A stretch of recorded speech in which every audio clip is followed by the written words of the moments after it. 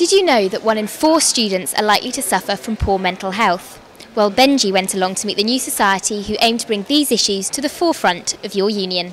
Hi, you alright? No? We're not alone. It's thought that students are more likely to experience mental health problems than any other population within our society. So, if you're losing your zest for life, or you get euphoric highs followed by terrible lows, or you wonder whether you're really as fat as you perceive yourself, or you get especially anxious in social situations, or you think you might not be in complete control of your drink, drugs or football bets, or you wash your hands incessantly or perform other quite irrational rituals, then you may have a mental illness. But of course you're not supposed to talk about that, or at least that's the myth. That's why we're off to the Riley Smith Hall, where a bunch of forward-thinking students who aren't afraid to address mental health issues have set up the Mind Matters Society, the first of its kind in the UK. Their aim? To shatter psychiatric stigma and make students more conscious of their mental health needs. Let's have a word.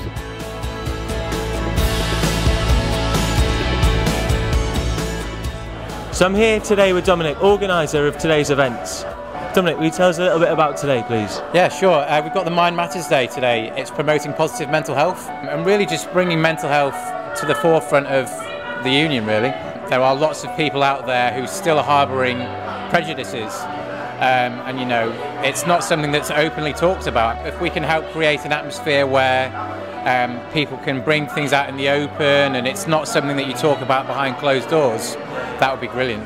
After hearing from the organisers, we ventured into a bustling Riley Smith Hall to learn more about mental illness and find out what was on offer for Leeds students. 1 in 4 people during their lifetime will get a mental disorder. As much as 1 in 4? 1 in 4. It's a massive, and people are very unaware of that.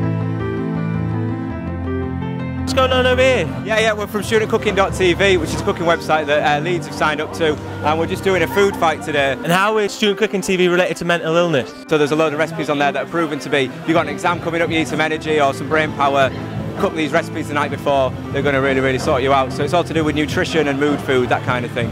And physical health's related to mental health, right? Yeah, physical health. If you keep your body in check and you keep eating and you've got lots of energy, then you're going to be a healthy, happy person, I think, yeah. So I'm here now with Eddie, head of campaigns, who's also been personally affected by mental illness. Eddie, would you mind telling us a little bit about that? Yeah, that's right. My mum had depression very suddenly in November of 2007 and committed suicide the same month. And since that happened, I've come across loads of people that have said similar things have happened to them, but they're very private in telling me about it. I'm hoping that by being open about it myself and by other people in the society being open about their circumstances, maybe we can help reduce the stigma and encourage people to talk about it on a more relaxed level. For any student who experiences any kind of personal concern of any kind, they can come along to the service and see somebody for counselling, or get some information from our website, or come along to one of our groups. Hopefully they'll be able to feel like they're managing their situation to concentrate on their exams and their studies. So you mainly offer talking therapies? Our major core work is one-to-one counselling. So it's good to talk? It's great to talk. It's the only way to deal with your problems.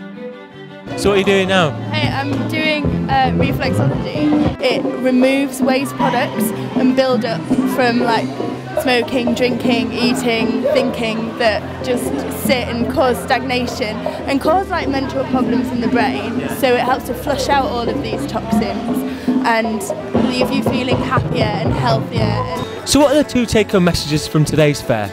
Firstly, look after yourself, both physically and psychologically. Physically, this may involve doing exercise or getting in your 5 a day, whereas psychologically, it will consist of devoting time and energy to those things you value in your life, such as friends or family or personal interests. Secondly, we've learned that if and when your emotional well-being does waver, to recognise that there's no shame in it, and instead be open-minded to those helps around you, such as the Mind Matters Society and the Student Counselling Centre. By doing these things, you can unwind your mind, flourish as a person, and ultimately be happy. I've been Benji Waterhouse, reporting for LSTV News outside the Riley Smith Hall.